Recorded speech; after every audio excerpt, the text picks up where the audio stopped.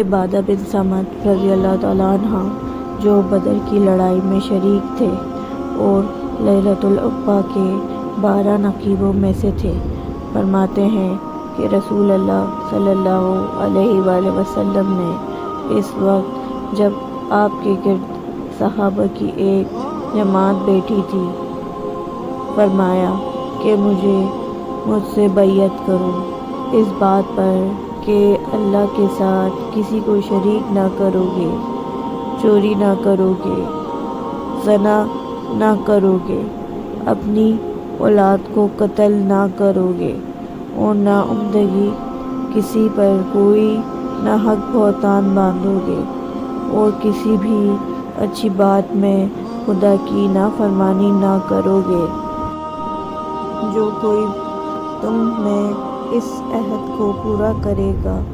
تو اس کا ثواب اللہ کے ذمہ ہے، اور جو کوئی ان بری باتوں میں سے کسی کا ارتکاب کرے اور اسے دنیا میں اسلامی قانون کے تحت سزا دی گئی ہے تو سزا اس کے گناہوں کے لیے بدلہ ہو جائے گی، اور جو کوئی اس میں سے کسی بات میں مبتلا ہو گیا اور اللہ نے اس کے گناہ کو چھپا لیا تو پھر اس کا معاملہ اللہ کے حوالے ہے، اگر چاہے معاف کرے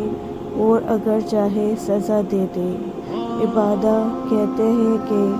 پھر ہم سب نے ان سب باتوں پر آپ صلی اللہ علیہ وآلہ وسلم سے بیعت کر لی۔